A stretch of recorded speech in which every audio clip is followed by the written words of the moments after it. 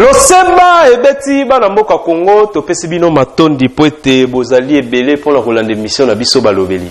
Émission balobeli ezali émission bana mboka Congo bayaka kotia be makanisi na bango poete mboka Congo ekende liboso. To bakaya solo ete nzakomba apesa biso be ekolo moko Congo biso tozala na double nationalité te yango tola panda yete tolobela mboka Congo ezali bongo na mongongo. Tope molobeli na bino Dadi Biatango mwana ya Nkoi mwana ya Evangeliste Roger Baka wazali Nkoi monene na mboka na biso Congo azali kubunda po na mboka na biso Congo yango biso pe tola pinda yete to bunda po ete to pesa ya solo ba valeur ba vraie valeur penza ya ko instaurer pour la valeur spirituelle ya mboka na biso Congo et surtout aussi ba valeur politique na mboka na biso République démocratique du Congo po ete mboka na biso ebebaki panda mibu ebele kasi sengeli na biso penda to tia maboko po ete to sunga batu oyo bazali boso pona ko diriger mboka Congo batu oyo bazali babundeli ya mboka na biso République démocratique du Congo to pesi bino matondi pe to souhaiter bino pokwa elamu na mabota na bino bana mboka Congo to fongola ya solo de bana biso po ete tozali na matono motoba o tokolobela na mokolo ya lelo tokolobela nini tokolobela élection ya Assemblée nationale oyo bana mboka Congo msusu ba qualifier yango comme système ya voter vert candidat unique tolobela lisusu retour ya mwana mboka Jean-Marc Kabund na Assemblée nationale est-ce que ya solo ezali vraiment lolenge ya malamu ya kosalela makambo ba msusu balobite akoyi kozonga te faki azala na soni eza motuna oyo bandeko nanga pe bakoyanolanga na mokolo lelo mwana mboka Mboso Kudi ya Kwanga yepe lisusu azongi lisusu na ebonga ya présidence oyo azaki na bureau d'âge topé bureau oyo ekumbelaki masolo pona koorganiser maponomi mwana mboka Mboso azongi baimboka batuni est-ce que ezali récompense te oyo président Félix a récompensé topé comme azalaka moto ya FCC azongeli kaka poste na bango ya FCC changement moko te isalemi ndenge balobi pétition ya bureau ya Sénat o bazali kolobela mauvaise gestion na bango ba lobeli mingi mwana mboka Tambwe Mwamba oyo bato ebele bazali koloba pona ye esengeli na ye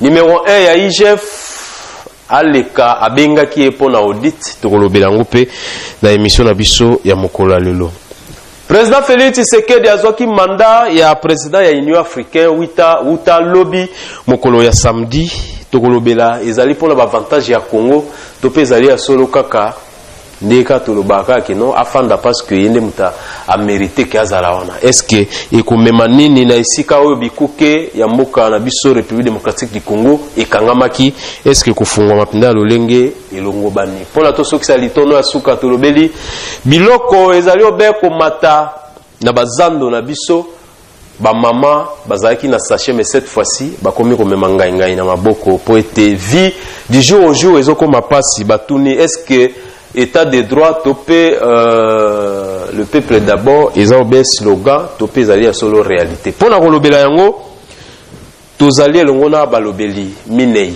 oyo tokopanza sango na mokolo po boyebi te chaîne na biso babengaka yango ezali chaîne ya ba évangéliste yango ngai mwana évangéliste Roger Baka évangéliste Dadi Biatango to epo ete to panza sango ya politique na mboka la biso Congo esengo te tokolobela ngo na mwana mboka Joël Batila oazali analyste membre ya mouvement réveillez et relevez-vous otopesi mbote na mokolo mbote mwana mboka Joël mbote na de Dadi pona bobengisi biso na émission balobeli to kolobela to profiter ko pesa pe mbote na ba nyonso ba kozali ba kumala ya kolona biso na mokona lelo en tout cas to tondi bango bola mingi pesa Matondi tokolobela lisusu na mwana mboka Masiala Serge ozali membre ya mouvement citoyen ekadi nde tokobeta naye masolo na mokolo lelo mwana mboka Serge mbote mingi ndeko dadi natondi matondi na invitation pesi ngai pamba tena yako yanula na mituna oyo rotuna na kati ya émission oyo pe na profiter kopesa mbote na bandeko nyonso toza kopartager na bango plateau mokolo lelo pamba te tomeka kolobela nda makambo za koleka na mboka na biso po te tango na biso pe ebelemi ya kolobela po na mboka oyo. Merci tokolobela lisusu na émission lelo na molobeli Roland Kolomoni ozali analyste pe membre ya mouvement relevez-vous pardon nde tokobeta na lisusu masolo na mokolo lelo mwana mboka Roland mbote mingi ndeko dadi matondi pe na remercier évangéliste Roger Baka po tosili kokoma na etandu oyo ya motuya po tolola mai matali mboka na biso Kongo po tovandaki mingi na bakiti toboyaki kotelema tokanisaki mambi ya mboka izoleka malamu. Cette fois-ci tobi totelema tobenga bakongole nyonso po tolobela mai matali Kongo.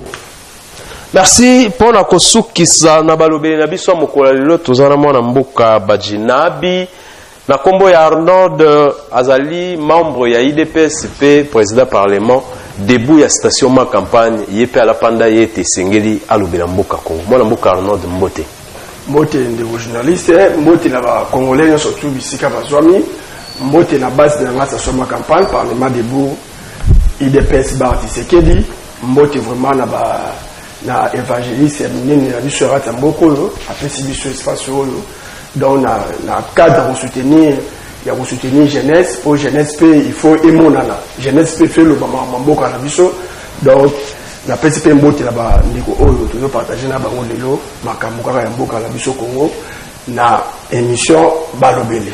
Merci beaucoup émission balobeli lo seba et beti pona to solola mai matali mboka Congo nde sika to fandaka po ete to panza sango boyebi ya solo ete tozara ba panzi sango te ba panzi sango ya mboka Congo soki bomoni biso bandeko o bozo na biso na YouTube na chaîne na biso balobeli RDC esengeli na bino bo partager ba information na biso po ete ezali ya solo mai oyo biso tozali kolobela po ete mboka na biso Congo ekende liboso to fongola information à liboso topé sujet na biso à liboso mai matali élection ya candidat unique na assemblée nationale tomoni a solo été mwana mboka Mboso a se retrouver candidat unique Jean-Marc Kabund candidat unique Colette Chomba et les autres Lembi na compte ya MLC na bandeko msusu oyo to souhaiter bango pe félicitations pour la ndenge babundi bitumba ya kozala candidat unique na ndenge ba voter bango massivement to fongola malobe pa ya mwana mboka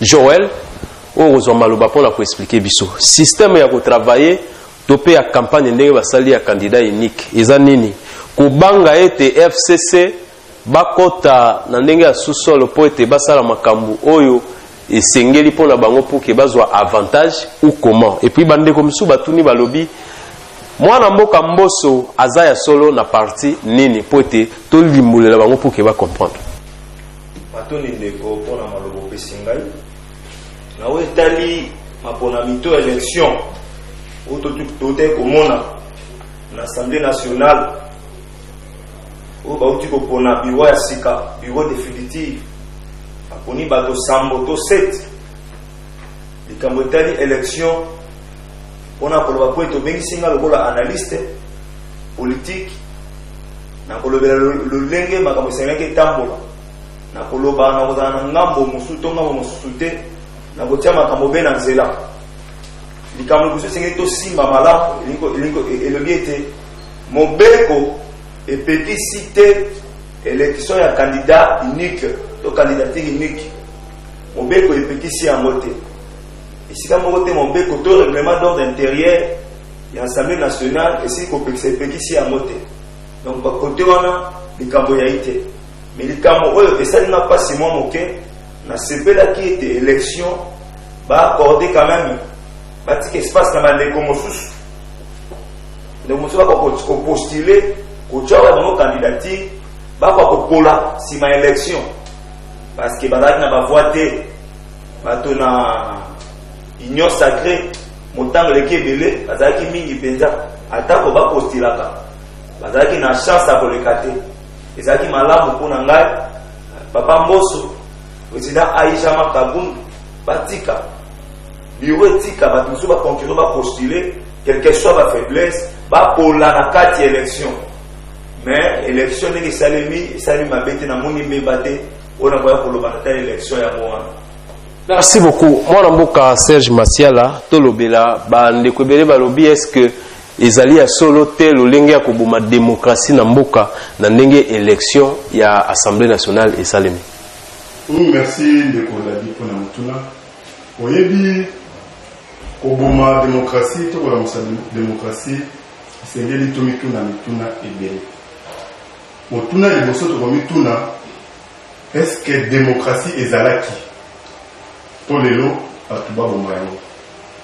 Oui, des fois, tu n'as spéculer trop dans ma camboisa pour les canards, donc il a au fond tu peux comprendre qu'est-ce qui se passe et comment les choses s'organisent. Règlement il y a assemblée nationale, règlement intérieur à l'Assemblée nationale. Donc mon bec collègue nous dit na biso dengue co-débatteur dans la réunion tout le et petit si élection à candidat unique. Mais il faut tous être honnête, plutôt un peu sincère. Les autres yebi qui est l'Assemblée nationale, pour diriger l'Assemblée nationale, il faut obima la majorité où ils ont l'Assemblée nationale. Voilà, ils ont normal. Dans la poste, nous sommes poste où ils ont réservé l'opposition, tout yebi à nous. Les autres, dans la dynamique autour. Bota masika bien que trop le bel mon pèse pesage bala moto mabe tout le monde est majorité basculer côté moko on va ça bien une sacré majorité wana ba poni candidat au biso tout yebi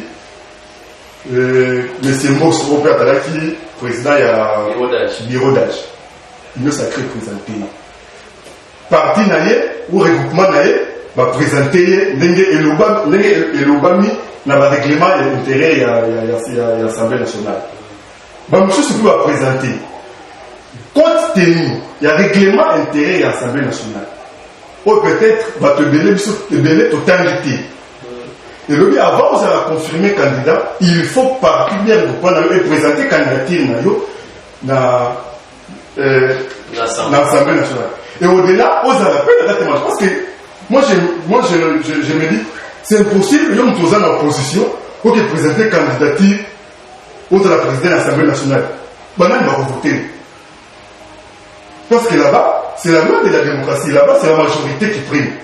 Donc, aux majorité, on peut se candidater majorité. On a même de reporter, tout le monde a dit, Janine Babouna qui porter dans la présidence, FCC. Tout le monde le condamne à un candidat, mais va déclasser la candidature pour la ligne. Parce que la Mabouna. Donc, mais l'élection, on peut te demander, poste mon président qui n'a des candidats va concourir. Pourquoi? Parce qu'on va aller remplir qui va critère. Donc pour moi, même au monde en gros, c'est les autres traités quand on va parce que peut-être qu'on va quitter autant règlement intérêt à l'Assemblée nationale, autant la constitution. Mais le problème est dans la carte il y a l'idée qu'on a vu sur la carte il y a la loi de l'issue. Est-ce que ces lois sont vraiment ils ont souvent surtout se développer. Ils ont souvent mot qui est négocié. Les autres ont crié, ils sont toi, moi ça veut dire candidat, mais le règlement est petit sanité. Mais est-ce que la loi wana, le règlement n'a pas de est-ce que ça peut permettre Mboka état si tu es sur un amour yaoui, tu poses un amour est-ce que ça peut permettre Mboka état? Sauf qu'ils n'ont, qu'est-ce qu'on doit faire? De violation des athées. Non, c'est que la violation des athées. Non, mais le but, on a beaucoup la violation des athées. Mais le roi de violation des athées, le but est qu'ils a bien. Non. Vous avez des journalistes. Violation des athées. Voilà, surtout pour se mettre d'accord dans le mais le but est que le roi de la violation des athées, c'est qu'ils a bien. Ce qu'ils a bien été, quel est notre rôle, les lots? Pour leur proposer, et l'eau qu'ils a dit, ils a bien, et puis est-ce qu'il m'a montré qu'il y a des négociations?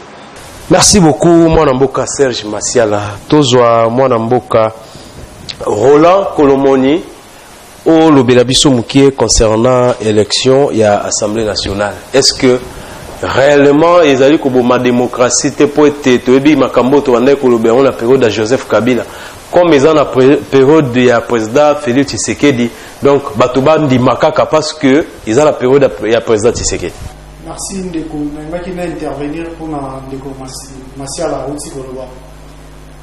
Makambo ya candidat unique toujours se référer à la période de Mobutu Sese Seko parce que ils allaient toujours candidat unique nous sommes à quitté. Pour se référer du sous pas à la période de Kabila. Il y a mot et se répéter encore du sous la période de Fachi. Ni pour la qui non, à part Mbosso, nous sommes qui postuler la candidature à la présidence. Ni pour la qui non, à part Jean-Marc Kaboun, la IDPS, nous sommes qui trôner en la Cela prouve que non, c'est la dictature. Dictature est zone les sous. Plus que la période de Mobutu, plus que la période de Kabila. Oh, on a zélé kolobara bati kabilo kowana. Tozolo kamboka na biso Congo évolué. Tozolo kamboka na biso Congo et mata parce que tonyo kwa mingi. Population a nyo kwa mingi makambo ya constitution to pa lukaboy. Au article boy lobi boy 64. Au article et surtout article 64 ndeko. Tous à la sérieux. On a dit que Kabamon défaut bazonga kaka wana. Mbosso azalaki président il y a bureau d'âge. Pourquoi azongi sous la présidence et l'Assemblée nationale? Pourquoi le maître nageur azongi lissus? Parce que mouvement wote na IDPS azali akoki ko remplacer Jean-Marc Kaboun. Ndeko nasi peut-être o nazali ya koloba yango wana.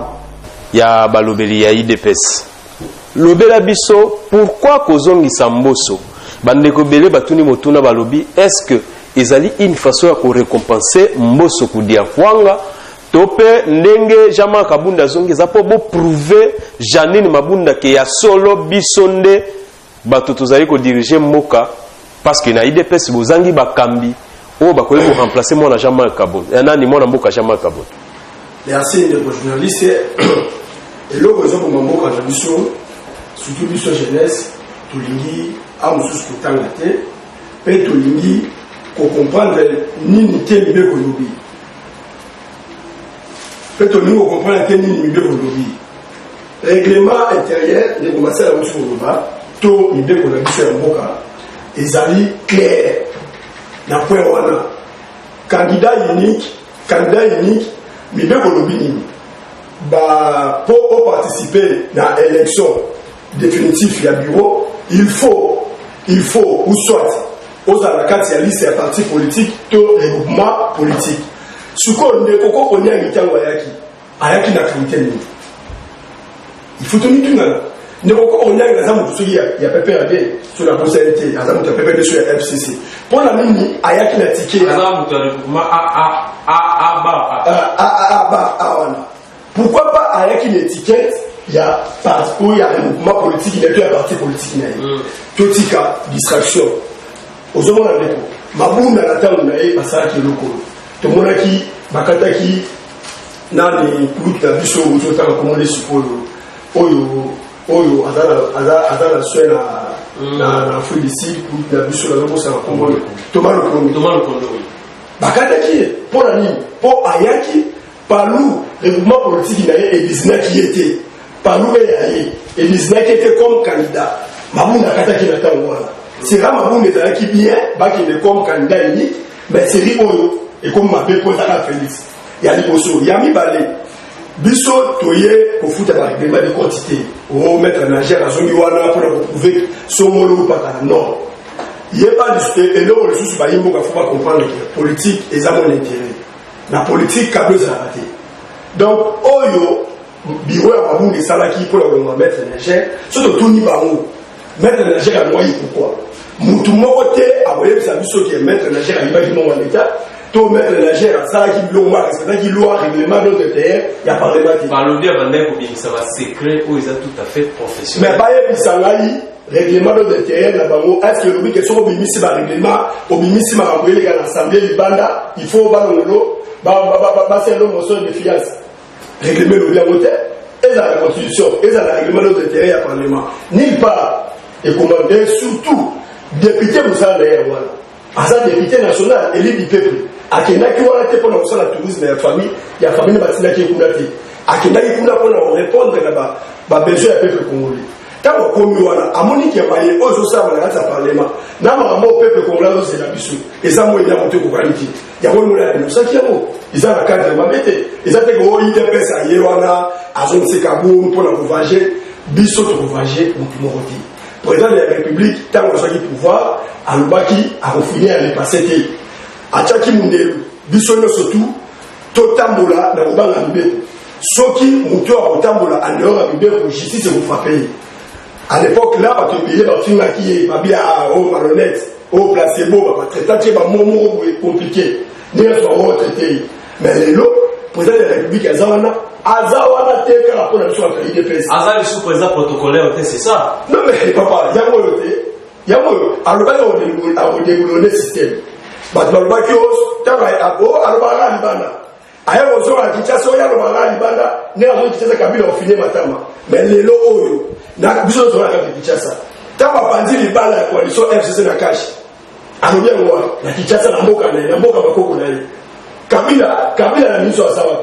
Biso to kuna kumbakaje mutaki mamuningate président Facha Zalia mais il la cash non akimi donc obima la cash et ni on va te qui organiser bituma obima la cash dans l'olenge nini est-ce que tu as anniversaire kao pour obima la cash il faut tu anniversaire kao pour obima la cash obima molongi tu vois biso to la cash ah ya ça asu la cash abweta so cash abweta kuna la zamba avant de kuna donc moi na combien paille maman paille papa paille et tu sais c'est que dans le baki si M.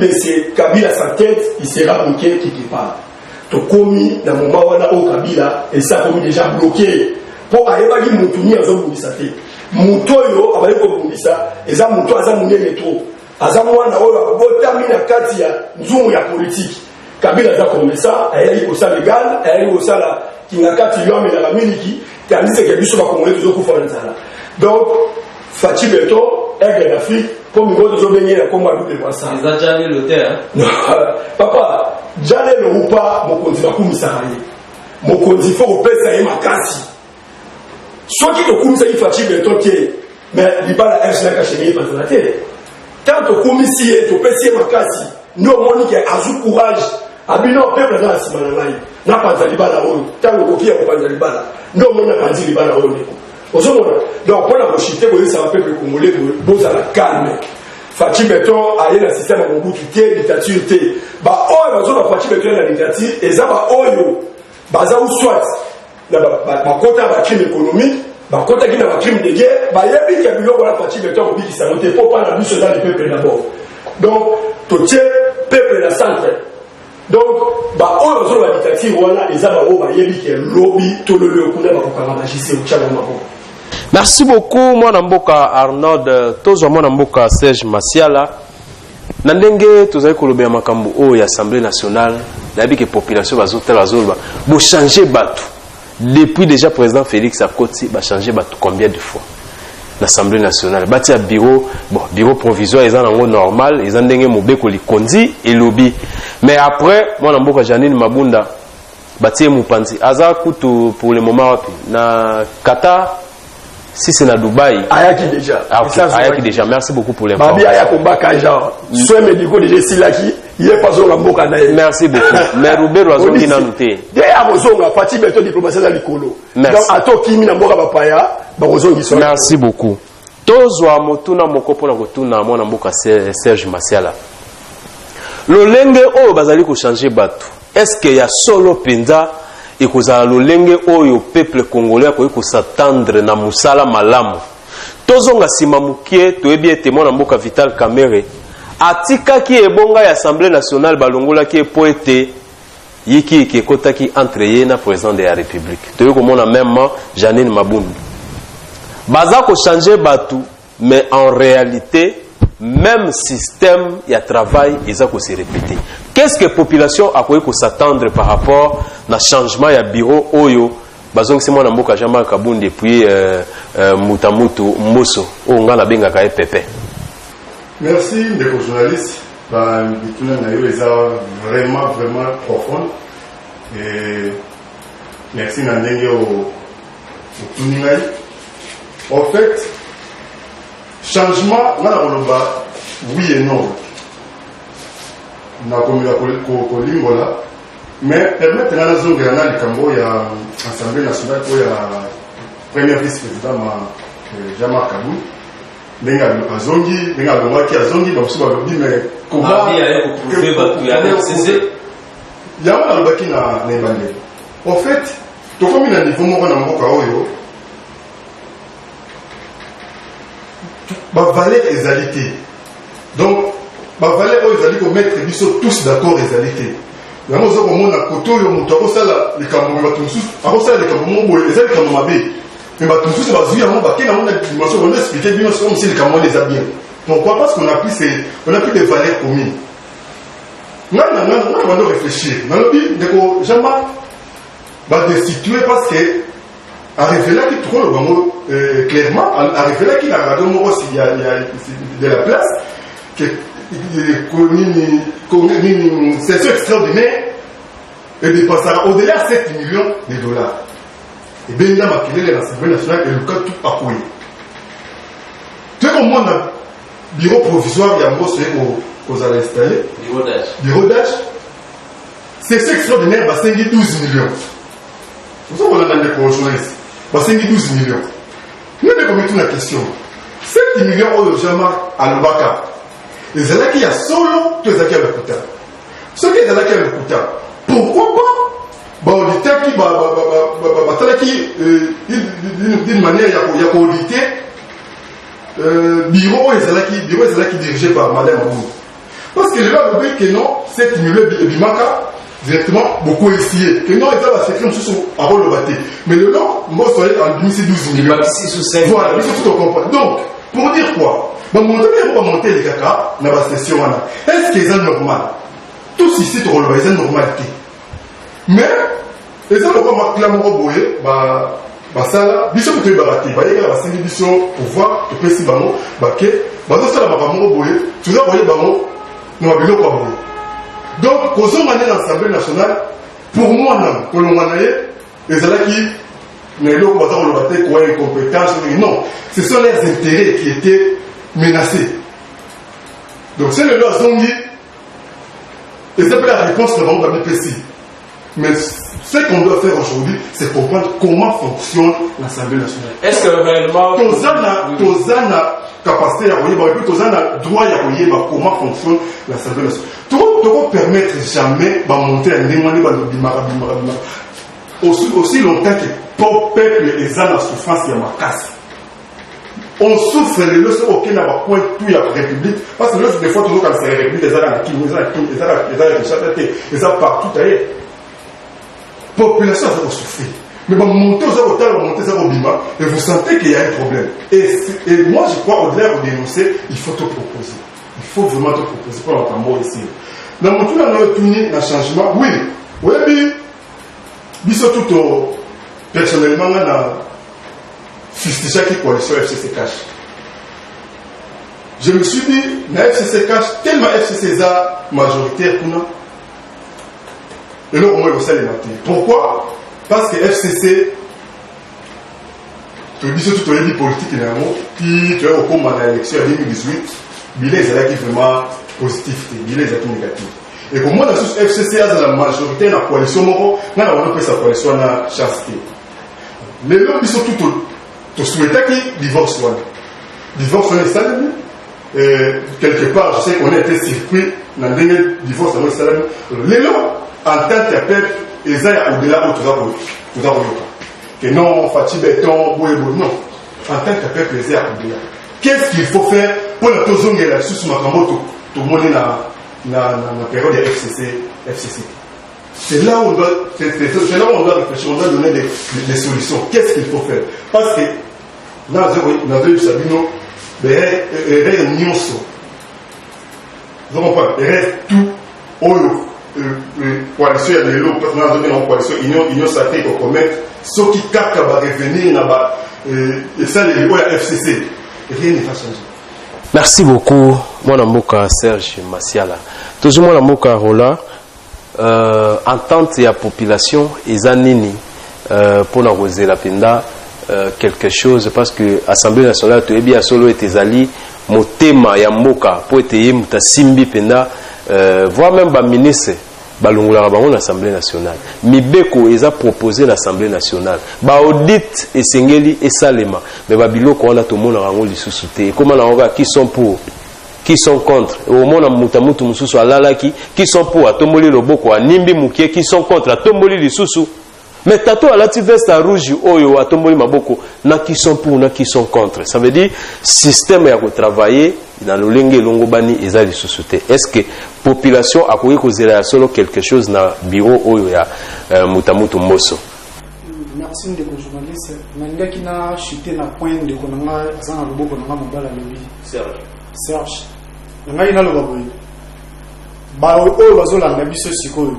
Est-ce que les balles ya moi sina mobali soko ekufi bana bazana kati bolingo sila katin batika ko tromper biso FCC cache ekufi to moni mboso azongi lisusu wana aza pion ya FCC.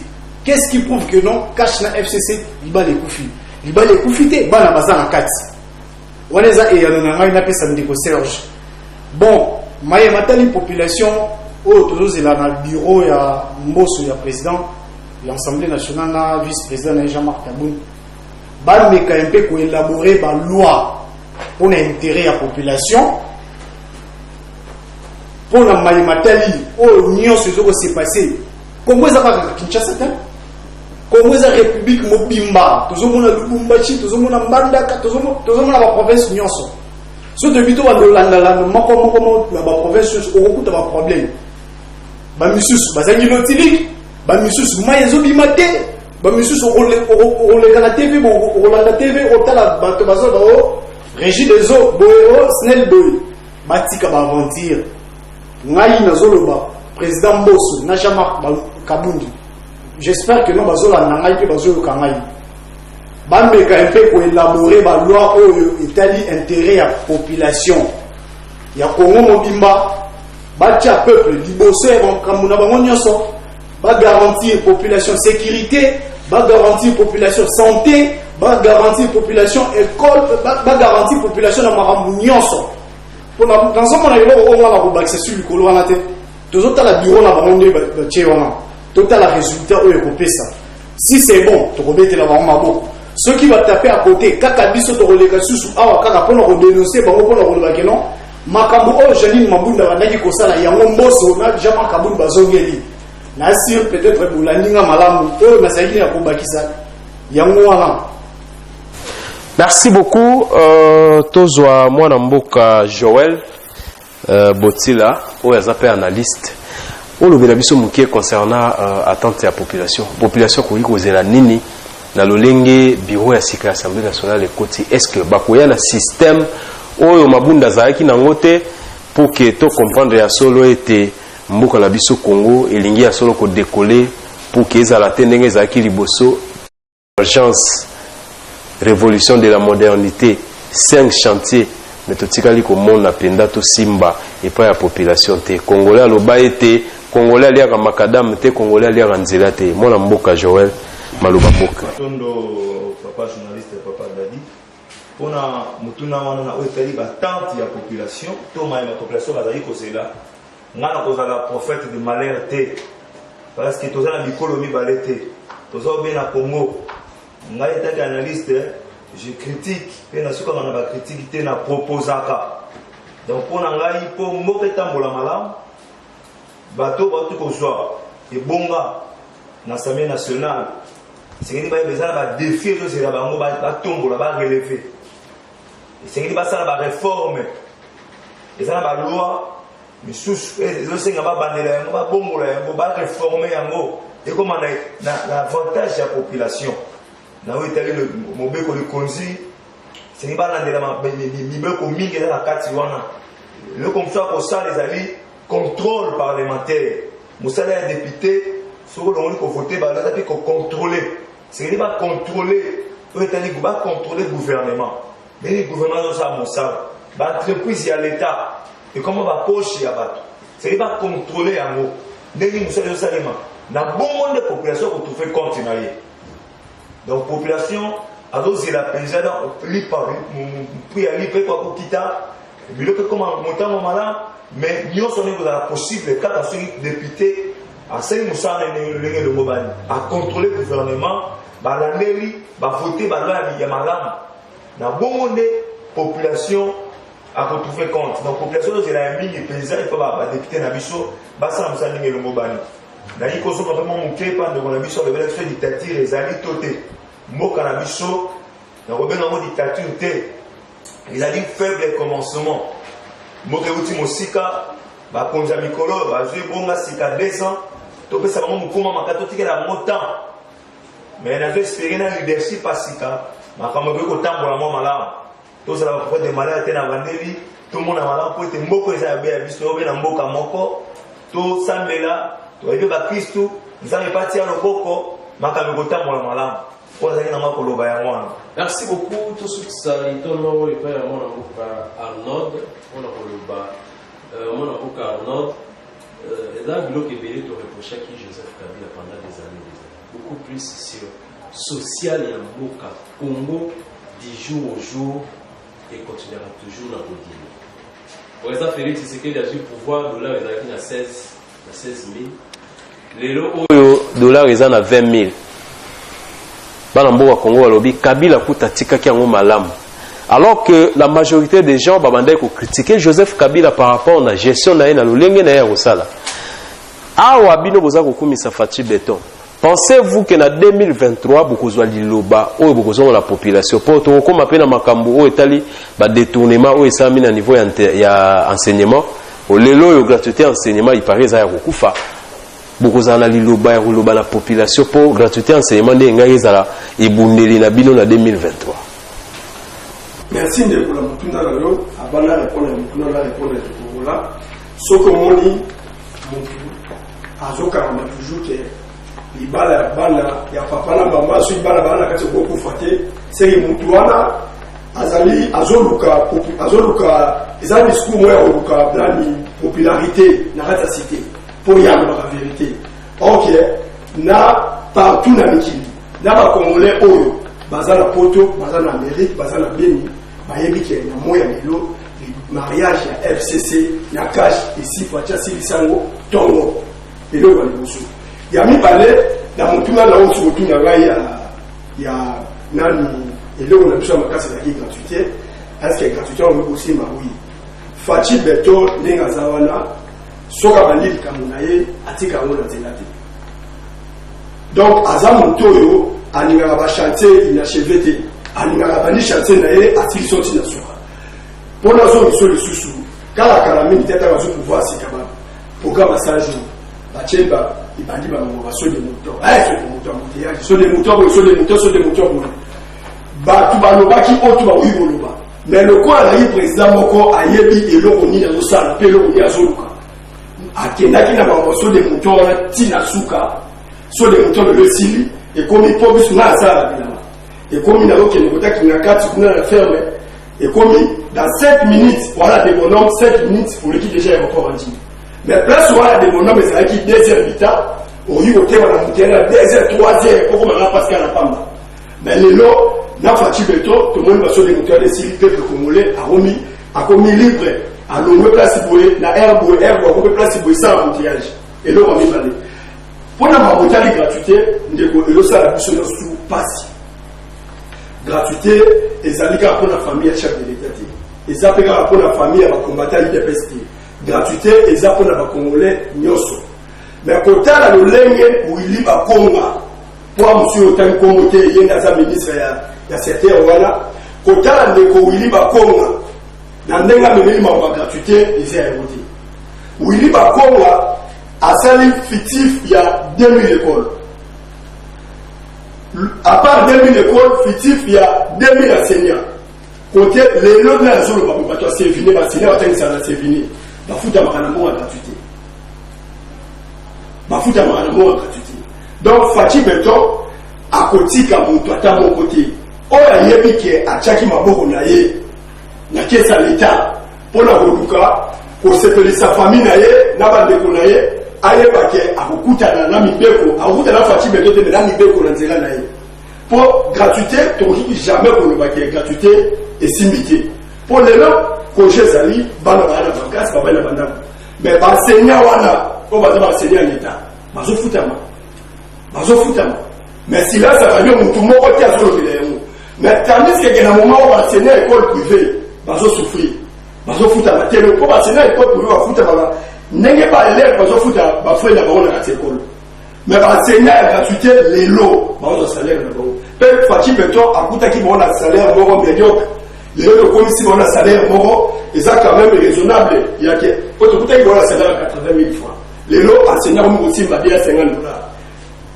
ozomona soki tobeti yango na taux ya banque ezopesa une affaire ya ba 480 000 francs congolais oyo enseignant azozwa na taux ya banque centrale donc bakongomani nyonso tu motema eza ya kokita Fachi Beto akokende na makambo oyo suti na suka mpe esi déjà nani présidence ekomelaki banini ya baministère nyonso ke bambeka koengage dépense lisusu te na makambo etali leta donc bazala wana baziela remise et reprise esalama donc déjà tozoloba baosala baaffaire courante donc bazela remise et reprise esalama mpo babima na pete mais bakobima kongo te avant remise et reprise esalama IGF audité tout le monde omoni lelo déjà nani niveau na biso tamomamba omoni malgré yabike tokolobela mpe sijango mais déjà il faut yebake IGF epesi 5 jours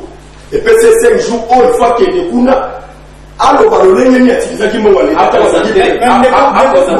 ndeko journaliste pardon akati ndeko arnoté na kati ndeko arnoté azoloba ngani baenseignant nyonso bazofutama sur l'étendue de la République démocratique du Congo maye oyo na miniti oyo ezoleka na lomami est-ce que aza au courant na yango te comment se fait-il que non bazofu mbongo ya baenseignant na miniti oyo mbongo enseignant lobi que non $250 mais la banque ndeko tozala quand même mbongo ya baenseignant na malembe na kati de fona intervenir s'il vous plaît j'ai intervenu pardon nazo intervenir pesaka une minute pardon pesaka une minute atana oyo antenne ngala de Jacques Yoté soki omoni ozala kaina biki wana soki omoni ke makambo oyo nazoloba esepeli si yo te note yango na tano oyo antenne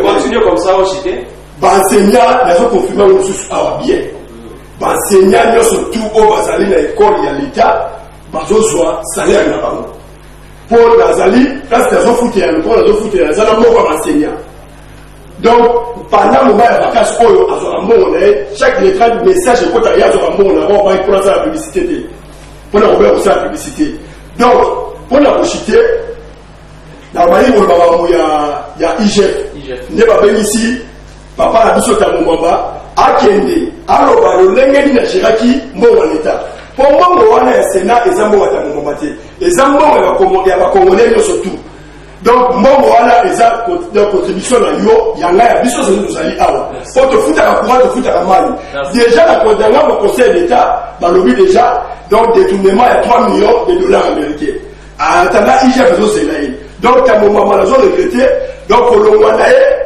na assemblée na Sénat nazobanga ke de Sénat malaboti kuzo makala merci beaucoup donc Fachi Beto azosala musala na double basa Aide d'Afrique toti la justice basa musala na bango IGF félicitations parce que ozozongisa biso pena na esika oyo tolingaki mboka na biso ke liboso bokota na ba ministère bokota na ba entreprise publique bokota partout bokota na ba secrétariat généraux musala ya IGF ozwa maloba a liboso o répondre na ndeko Arnold parce que tomoni ke otutumuki alors oloba na par rapport ya musala IGF azosala après avoir ko suspendre l'activité nyonso na étendue ya République et pas ya président de la République na compte état d'administration publique oloba nini par rapport ya musala o IGF azosala po abandaki yango d'abord na santé na enseignement bakangaki quand même bato ebele toyokaki mwana mboka c'est copé voilà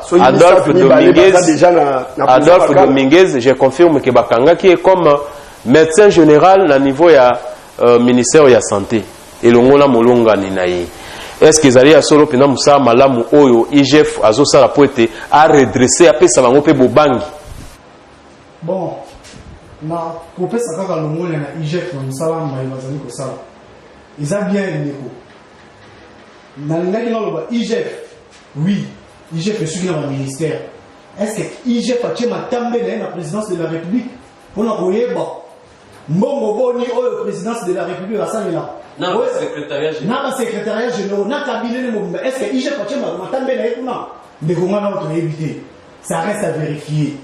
Nangaki na répondre na ndeko Arnaud na lomami azoba baenseignant bazofutama. Oui, baenseignant bazofutama na mbongo combien? IGF est-ce que ça l'inspection na banque centrale pour la koyeba mbongo oyo ya baenseignant ezokende ezolonga culture soko comme ezaka le longue et longo bani. IGF musala ne wapi? IGF azokoma te, azosuka kaka na Kinshasa ba ministère oyo bazobeta CT akoti na santé akoti na sekopé bongo na banque centrale na présidence. IGF akomi te. IGF tokaki na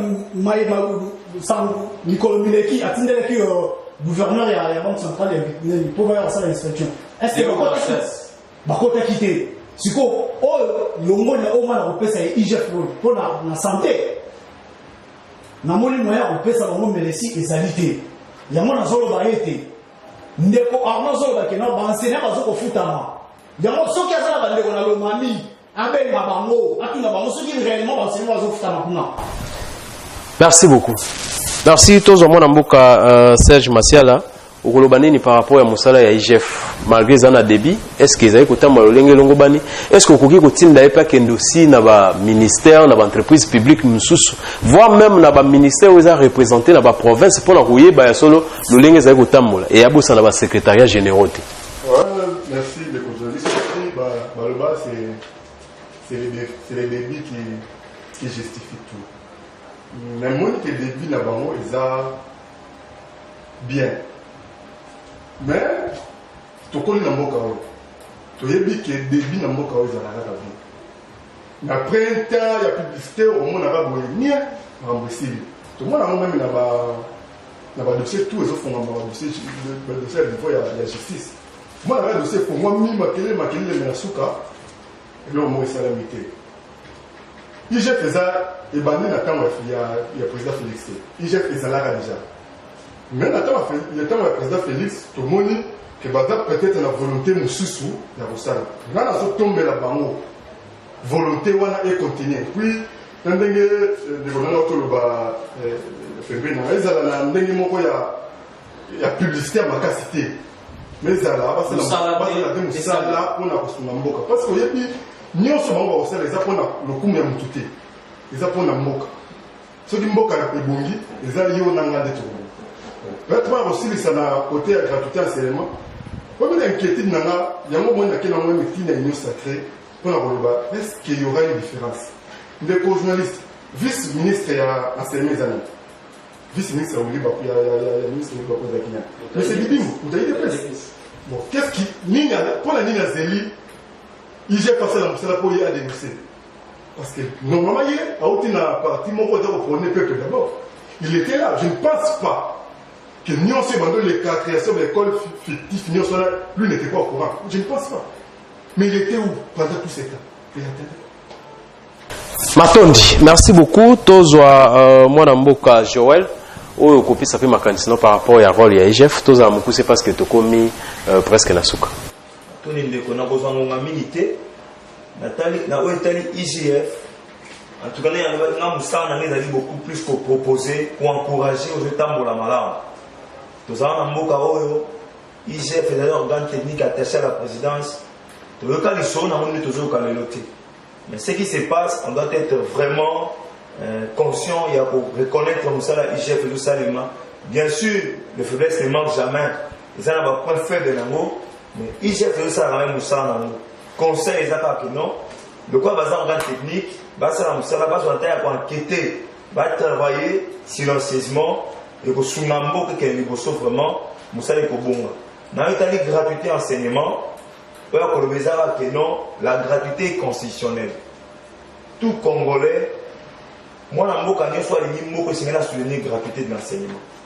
C'est une gratuité d'enseignement, c'est constitutionnel, nous devons le soutenir. Bah, faille, auto constater, au sein de la IGF, la justice, la mission, en tout cas, va tellement, pour te voir, ça la gratuité. Et ça a l'intérêt, il y a la mission, il y a la génération future, tout soutenir à nous, aux amalams. Merci beaucoup bana mboka Congo tokomi na suka toyebi ete tolobela ki matondo ebele o fa tolobela na kopesa bino 1 minute bokole Doris okotia chrono ndeko na ngai Yoshi o aza réalisateur aussi okoveiller na yango pour que to respecter ngonga na biso 1 minute tolobela pétition oyo elongoli bureau ya Alexis Tambwe Mwamba pe ba installer bureau d'âge et puis tolobela lisusu Président Félix a eu un mandat à l'Union africaine, lobby samedi au Euta Ekoleka, beaucoup plus à point de vue par rapport à Yango. Tobandi na mwana mboka Arnaud Badjinabi, beaucoup plus à ma candidature au pays, tout ce qui sa émission à Bissau. 1 minute. Merci Ndeko. Premièrement, la Union répond de Louis. Il faut comprendre qu'il y a des gens qui ont été détestés. Ndeko Trésor. Serge. Ndeko Serge, il faut qu'il y a des gens qui ont été détestés. Il dit mon bimou aza muto AVC aza allé à IDPS mais déjà et non yo foyeba on retenir déjà débuté la bisotoni moi ce que vous se rappeler déjà tant Fachi Beto sur pouvoir 2019 2020 abanaki déjà ko dénoncer makambo no surtout makambo oyo li ba komba sali ozomona donc pour la ndenge Fachi Beto à Zumanda na la carte Union africaine en tout cas je souhaitais toujours pour ça la madame président de la Zawana va poste à bongo il faut qu'on s'en la carte va poste à bongo ma place sur la décision à Moka il faut qu'on s'en la rapport iloko wana et qu'on s'en la que beaucoup de rapport de la carte madame la wana la Union africaine et qu'on s'en la yete que la guerre peut de sécurité mon sous il y a FSI là pour la papa la pour la chose ça pardon ça lui c'était papa la chose à Mwamba les amara boyaka bateau après ça qui pouvoir ils appellent bateau à Sali ma botoli pouvoir là bas mais déjà pour l'information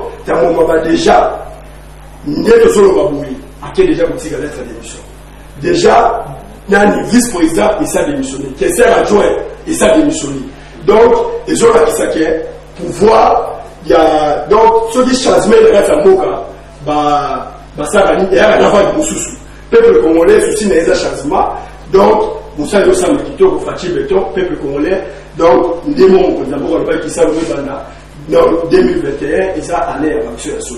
Merci beaucoup Tozine de Corolla 1 minute au lobela 3 points pétition à Tambwe Mwamba et puis investiture ya Félix Antoine Tshisekedi Tshilombo na présidence ya Union africaine. Bon na robeta le seba mini matali investiture ya président Fachi pour la Union africaine. Na sepeli ndenge Fachi a commis la place sur la, c'est-à-dire que non biso tozo sengana eloko liboso sécurité mais sur toute l'étendue de la République démocratique du Congo ameka mpe kolonga nzala o eza na kati ya Congo ameka lisusu ko stabilité monétaire na kati ya Congo peu en plus ata la bateau nyonso baza zinga na ye ba oya malamu batike na bango ba oya mabe alongoli bango makambo oyo etali Alexis Tambwe Mwamba bon a supporter mobali soka kufi mwasi atikala kaka eza nzela ya moto nyonso c'est-à-dire que non mwasi na ye asa kufi ye le roi mobali atikali atikala kaka ekomba bongo nzambe akosunga ye un jour mais ayeba que non justice ezala na mapeka na ye. Merci na suki ya. Merci beaucoup mwana mboka Serge Masiala maloba mboke yo. Merci ndeko na journaliste webi eza changement na changement nyonso ba victime bazalaka puis ba acteur bazalaka et pour l'instant je crois président Tambwe Mwamba parmi ba victime ya changement toza komona lelo to juger changement on to juger au fur et à mesure to komona ba acte proposé mais pour l'instant en tout cas on a la conseiller en tant que victime ya changement à présenter démission à éviter makambo comme là qui premier ministre Sylvestre ça a présenté déjà démission. Alors pour la présidence il y a une africaine na félicité mon chef de l'État oui aza deuxième chef de l'État zo assumer poste wana après Mobutu ezaye na era Mobutu tozalaki na système on va dire froid na niveau international Mobutu a joué un rôle moko ya avant-gardiste ya ba capitaliste azalaki plus na soutien ba capitaliste donc on a qui a joué qui rôle bien dans l'Union africaine. Les autres ont la mondialisation. Système il y a mondialisation. Le président Félix a joué la présidence. Au-delà il y a prestige, au-delà il y a honneur. Je crois qu'il y a une politique où il faut te mettre sur pied parce que la mondialisation où biso tout dans la centre-traité. Mais que l'on biso dans la centre-traité. Les autres doivent jouer rôle wana les pays voisins na biso. Alors, tu profiter de la présidence pour renverser la donne. Donc, là, je souhaite bonne chance, mais surtout, il nous faut une politique étrangère efficace pour renverser la donne. Je sais qu'au courant des autres émissions, tu vas développer point autre, tu vas attaquer pour conquérir place où il faut jouer dans le niveau d'Afrique, pourquoi pas dans le niveau du monde. Merci beaucoup. Merci beaucoup. Moi, Namboka Joël, to Silsa, émission Nabiso, Malobe Mboka. Ngai, Nakoloba était position au président Nabiso à la suite de l'Union africaine. Et d'aller succès mon aîné sur le plan démocratique et diplomatique plutôt pour Namboka Nabiso. Comme on est ce signal à la fière, quand le président de la République a mettre mandat au profit de la population congolaise. À vendre l'image de Namboka Nabiso. Vu position stratégique, tout ça, on a la richesse dans biso, en tout cas, on a bénéfique. Par rapport à ma campagne dans le Sénat, ma pétition, dès que on a lobby awa, mon conseiller à Sénat, elle va quitter ma campagne avant ma campagne quitter. Après ma dynamisme, ils ont ça, ils vont faire un changement pour faciliter la population, pour faciliter bien-être de la population d'intérêt général. Donc, elle va démissionner, puis il y a ce qui est malade. Merci beaucoup. Tokolobela émission na biso ya la fois prochaine. Tokolobela biloko ndenge matina marché tokokita biso moko na marché pour que tozwa yango bo comprendre biso po ete télévision ezali tango tokomi na suka ya émission na biso balobeli. Loseba ebeti ilakisi ete tokomi na suka po ete to clôturer émission na biso balobeli. Mwana nkoya za nkoyi topesi mbote pa ya nkoyi ya République démocratique du Congo l'évangéliste Roger Baka. Mon DG topesi yo mbote et surtout mbote aussi na bandeko nyoso staff nyoso oyo eza ko entourer pona musala ekende kitoko. Ngai évangéliste Dadi Biatango la esi bino ete tokomi na suka po ete chaîne na biso za chaîne ya évangélisation te. Toye kote ya sango malamu te sur le plan politique. Topesi bino mbote bino o bolanda biso na 3W balobeli.rdc.com la chaîne Nabiso YouTube tika ete bo s'abonner massivement et puis bo partager émission na bo santé ko pesa mbote pa ya DG ya AS 243 info to pesa ba mbote ya Azari ya Kanku isika ozali to pesa ba mbote bo s'abonner massivement na chaîne Nabiso YouTube to pesi mbote na bandeko nyoso o balandi biso surtout un grand merci aussi na réalisateur émission Nabiso Yoshi onga na benga ka Nzokolo à la taille de Thomas Lokofe mobali ya Mbinga to pesi mbote réalisateur Nabiso sanité ya tati bambote belé isika ozali sans oublier aussi superviseur ya émission na biso Doris Boko lepe bandeko nyoso o bakambi biso na niveau ya caméra on andeko Stani isika ozali topesi ope mbote et puis bandeko nyoso to bosante ndeko nanga confrère nanga Deborah o ya assistera biso toujours malgré le loi kimi biso to kozonga le ndenge nini mbote na bino tokutani prochainement to batela mboko na biso Congo to pesa bolingo na mboko na biso Congo po ete ezali ekolobe moko nkolonza komba pesa biso bana mboka Congo émission balobele komi na suka tokutani prochainement. Merci beaucoup.